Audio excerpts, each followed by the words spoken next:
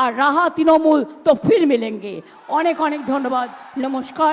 আবার দেখা হবে, ফির মিলেঙ্গে। রাহে গুলশান তো ফুল খিলেঙ্গে, আর জবা ফুল খিলেঙ্গে, আর রাহা তৃণমূল তো ফির মিলেঙ্গে। অনেক অনেক ধন্যবাদ, নমস্কার। ভিডিওটি যখন আমি দেখছিলাম তো আমার কেমন যেন মনে হলো একবার কমেন্ট বক্সটা খুলি, বুঝলেন? আর আমি কমেন্ট বক্সটা খুলতেই আমি দেখতে পেলাম যে গয়া তৃণমূল কবি নাহি মিলেঙ্গে, গয়া তৃণমূল কবি নাহি মিলেঙ্গে। মানে মানুষজন কতটা ইয়ার্কি মারছেন একবার ভেবে দেখুন। এনারাই হচ্ছেন সেই ভোটার যারা ভোট দেবেন এই সামনের বিধানসভায়। আর আমার কি ক্যাচ করলো বলুন তো, মমতা ব্যানার্জি ইসলামপুরের জনসভা শেষ করে বলছেন যে রাহা তৃণমূল তো ফির মিলেঙ্গে, অর্থাৎ আবার যদি তৃণমূল কংগ্রেস থাকে তো আবার দেখা হবে, তৃণমূল কংগ্রেস যদি থাকে তো আবার দেখা হবে, টিএমসি যদি যদি যদি এই যদি শব্দটি আমাকে সব থেকে বেশি অ্যাট্রাক্ট করেছে। যে আজ 14 দিন পর ইলেকশন, এতদিন পর্যন্ত আবার জিতবে বাংলা, মানে সে কি অহংকার, মানে জিতবেই, তুই কে আটকানোর, জিতবেই। আর আজ সেই মমতা ব্যানার্জি বলছেন যে রাহা তৃণমূল তো ফির মিলেঙ্গে, যদি তৃণমূল কংগ্রেস থাকে তো আবার দেখাবে। মায়া লাগলো, পরিস্থিতি তো অত্যন্ত শোচনীয়। 14 দিন পর ইলেকশন, এখন তো সেই তেজ থাকার কথা না যে আরে জিতবেই, জিতবে স্কোয়ার, জিতবে কিউব। তা না হয় যখন চলে যায় যে যদি তৃণমূল কংগ্রেস থাকে তো আবার দেখা হবে, তার মানে বুঝতে হবে যে সংকেত মমতা ব্যানার্জি পেয়ে গেছেন। আর ভালো লাগছে না, ইসলামপুরের জনসভা শেষে বলছেন, মানে রিভিউ দেওয়ার টাইমে বলছেন যে আগার রাহা তৃণমূল তো ফির মিলেঙ্গে। ভাই ইমোশনে ভোটটা দিয়ে দিন, আমি থাকতে চাই, থাকতে গেলে তো কাজ করতে হবে, কাজের তো এই ছিঁড়ি। তাতে আবার বিরোধী দল যে সে যা ম্যানিফেস্টো প্রকাশ করেছে তা দেখে তো মাথা খারাপ। যে লক্ষ্মী ভাণ্ডারকে নিয়ে মমতা ব্যানার্জি 2021-এর ইলেকশন জিতেছেন, সেই লক্ষ্মী ভাণ্ডারের ওপর এত বড় হাতুড়ি মেরে ফাটিয়ে দেওয়া হয়েছে সেই লক্ষ্মী ভাণ্ডার, সেই ধকল কি করে মমতা ব্যানার্জি সামলাবেন আজ সেটাই ক্যালকুলেট করছেন। বুঝিয়ে দিয়েছে বিরোধী দল, সেটা হচ্ছে যে আমরা সেন্ট্রালে রয়েছি।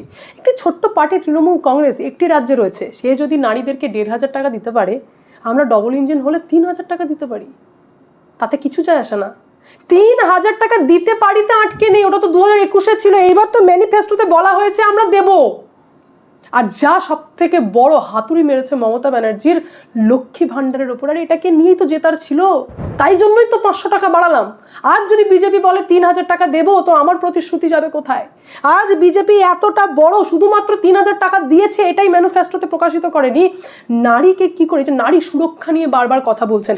অভয়ার মা বলছেন যে আমি নারী সুরক্ষাকে ইমপ্লিমেন্ট করব, তাদের সুরক্ষার গ্যারেন্টি আমরা নেব। তো সেই গ্যারেন্টি কিভাবে নেবে তারও বেশ কিছু লাইন আমি পড়তে পড়তে এলো, এবং আমি অবাক হয়ে গেলাম যে প্ল্যানিং তো ভালো আছে, বাট এটাকে ইমপ্লিমেন্ট কিভাবে করা হয় সেটাই যতটা স্মুথলি হবে সেটাই আমাদের দেখার বিষয় হবে। প্ল্যানিং ভালো আছে।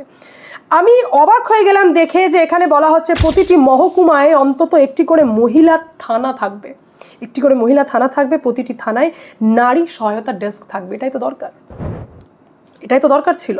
প্রতি মাসে নারীদেরকে 3,000 টাকা তো দেওয়া হবেই, তাছাড়া শহরের জনাকীর্ণ স্থানে পাহারার জন্য মহিলা অফিসার দেওয়া হবে, এবং তাদেরকে নিয়ে দুর্গা সুরক্ষা বাহিনী গঠন করা হবে।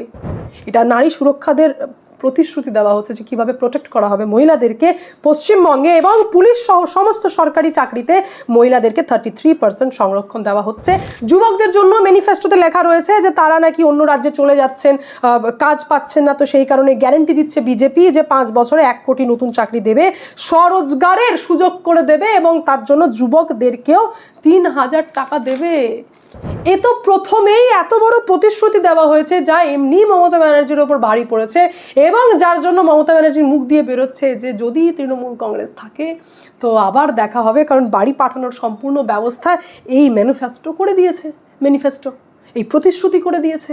এবার শুধু প্রতিশ্রুতিতে আটকে থাকলে তো হবে না, আমি আপনাদেরকে ডেটা বলি আমাদের রাজ্যের পরিস্থিতি কি, যেখানে মহিলা মুখ্যমন্ত্রী মমতা ব্যানার্জি নারী সুরক্ষাকে নিয়ে এত কথা বলেন। এমন এক বিধানসভা আমাদের পশ্চিমবঙ্গে চলে যেখানে লাইভ টেলিকাস্ট হয় না, আপনারা লাইভ বিধানসভায় কি ডিবেট চলছে দেখতে পাবেন না, অন্যান্য রাজ্যে দেখতে পাবেন। এখানে আবার অপরাজিতা বিল পাস হয়, কিন্তু সেই বিলের কি কাজ আজ পর্যন্ত আমি জেনে উঠতে পারলাম না। আর তারপর এই রাজ্যেই আরজি করের মতো ঘটনা ঘটে মহিলাদের সাথে, আর এই রাজ্যে সন্দেশখালির মতো ঘটনাও সামনে আসে, যেখানে দলের দ্বারাই মহিলারা, আর বললাম না আপনারা জানেন। কিন্তু ডেটা কি বলছে? ডেটা বলছে যে নারীদের বিরুদ্ধে হওয়া অপরাধের দোষী সাব্যস্ত হওয়ার হার আমাদের পশ্চিমবঙ্গে মাত্র 4%, মাত্র 4%। সারা দেশে হওয়া অ্যাসিড হামলা যেটা মহিলাদের উপর হয়ে থাকে, সারা দেশে হওয়া অ্যাসিড হামলা, তার মধ্যে পশ্চিমবঙ্গের পার্সেন্টেজ হচ্ছে 27.5। আমাদের পশ্চিমবঙ্গে মহিলাদের উপর অ্যাসিড অ্যাটাক হয়। অজ্ঞাত পরিচয় যৌন অপরাধীদের তালিকায় দেশের মধ্যে আমাদের পশ্চিমবঙ্গ দ্বিতীয় স্থান গ্রহণ করেছে। আর কি চান? বেকারত্ব আর বললাম না, 26% হার আমাদের পশ্চিমবঙ্গের।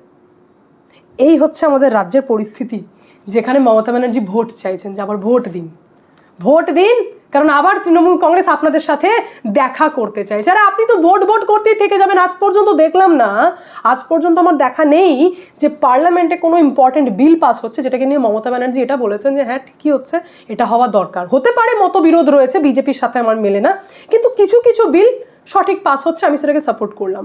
মুখ খুললে মমতা ব্যানার্জি বলেন না, মুখ দিদি এটা না, সেন্ট্রাল থেকে দিদি না, কৃষি দিদি না, মানে না বলার জন্য ব্যস্ত। আর আজ আমি দেখতে চাই যে আজ শুরু হতে চলেছে বিশেষ অধিবেশন পার্লামেন্টে, যেখানে নারী সুরক্ষা বন্ধন অধিনিয়মকে নিয়ে কথা বলা হবে। ওই যে 33% নারী রিজার্ভেশন দেওয়া হবে, সংরক্ষণ দেওয়া হবে।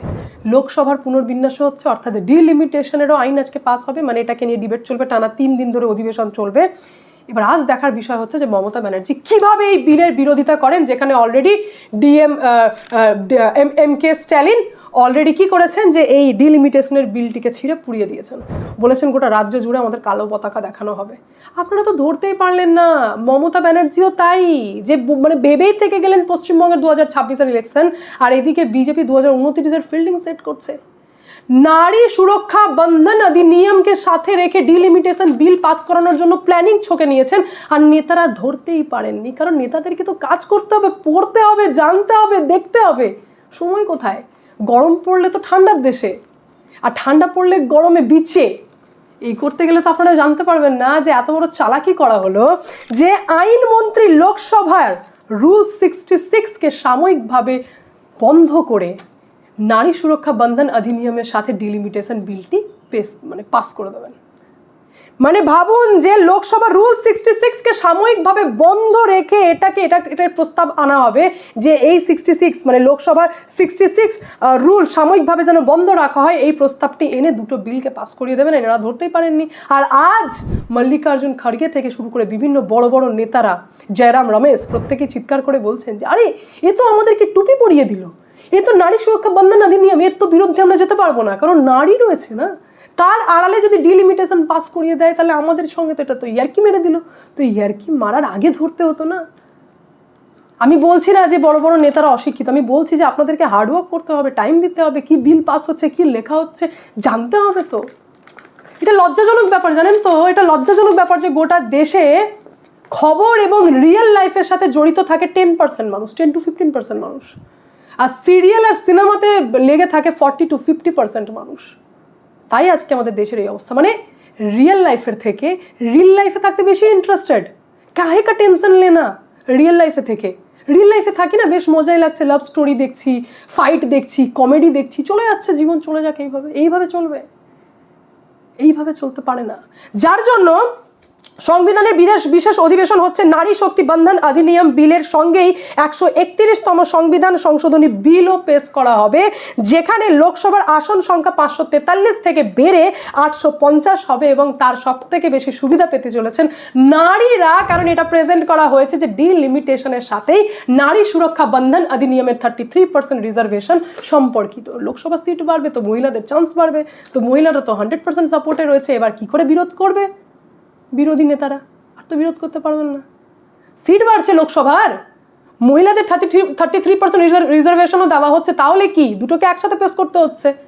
নারী সুরক্ষা বন্ধন অধিনিয়ম আইন তো অলরেডি 2023 সালে পাস হয়েছিলই, এইবার এটাকে ইমপ্লিমেন্ট করার টাইম চলে এসছে না, কারণ ডিলিমিটেশনের সাথে সম্পর্কিত রয়েছে।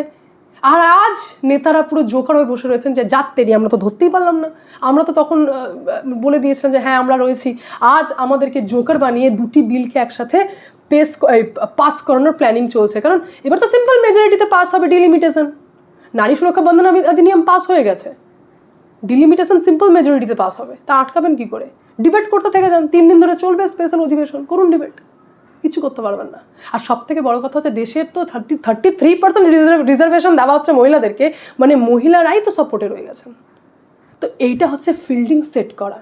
মমতা ব্যানার্জি মহিলা মুখ্যমন্ত্রী হয়ে নারীকে এতটা সুরক্ষা দিতে পারেননি, নারীকে নিয়ে এত ভাবতে পারেননি বা সময় পাননি, কারণ তিনি তো 24/7 পলিটিক্স করতে থাকেন, বিরোধ করতে হবে। আরে ভাই, আমি সারাক্ষণ দেয়ালকে ঠেলছি, আমার খুব ভালো লাগছে, বাপরে কি পরিশ্রম করছে, ভয়ঙ্কর ক্যালোরি বার্ন হচ্ছে, ঘাম ঝরে পড়ে যাচ্ছে অদ্বিতীয়ার দেয়াল ঠেলছে, ভাই আমি কাজ করছি দেয়াল ঠেলছি।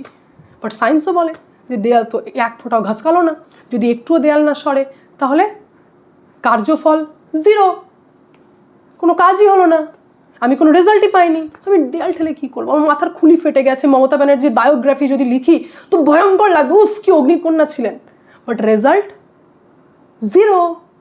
তো সেই কাজ করে কী লাভ? তার হাতে রাজ্যকে ছেড়েই বা কী লাভ? আমি তো কিছুই পেলাম না, না মহিলারা কিছু পেয়েছেন, না যুবক কিছু পেয়েছেন, বেকারত্বের হার বাড়ছে, সরকারি কর্মীরা কিছু পাননি, কে পেয়েছেন ফায়দা? তো ফায়দা আমরা দেখতে পেয়েছি যে বেশ কিছু সংবাদ মাধ্যম যাদের বিল্ডিং ছিল না তারা আজকে বড় বড় বিল্ডিং ঠুকেছে, কিছু সংবাদ মাধ্যম, কিছু, আর বেশ কিছু ক্যাডার যারা এখনো পর্যন্ত জানে প্রাণে তৃণমূল কংগ্রেসের জন্য লড়াই করছে। এবং অভিষেক ব্যানার্জি বলছেন যে তোমাদের কিন্তু আগামী 5 বছরের ভবিষ্যৎ সেট করবে এই লড়াই। তো তাদের উন্নতি দেখার জন্য বসে রয়েছি নাকি আমরা এখানে? দেখবো যে তৃণমূল কংগ্রেসের নেতা কর্মীরা কত ফুলে ফেপে ওঠে? দেখার নেই না, দেখবো না। তাই আজকে মমতা ব্যানার্জির মুখে আবার যদি তৃণমূল কংগ্রেস থাকে তো ফের দেখা হবে। তো এই বিষয় নিয়ে আপনাদের কি মন্তব্য অতি অবশ্যই কমেন্টের মাধ্যমে জানাবেন। আমি এখানে এন্ড করব, দেখা হচ্ছে নেক্সট ভিডিওতে। ভালো থাকবেন, সুস্থ থাকবেন, সঙ্গে অদ্বিতীয়া চ্যানেলকে অতি অবশ্যই সাবস্ক্রাইব করবেন, কারণ একটাই, যা হবে স্পষ্ট হবে। আপনাদের এক একটা সাবস্ক্রাইব করা আমার জন্য এক একটা সাপোর্ট করার মতো। তো অতি অবশ্যই সাবস্ক্রাইব করবেন যাতে আমার চ্যানেল আরও বেশি আপনাদের সাপোর্ট পায়। ধন্যবাদ।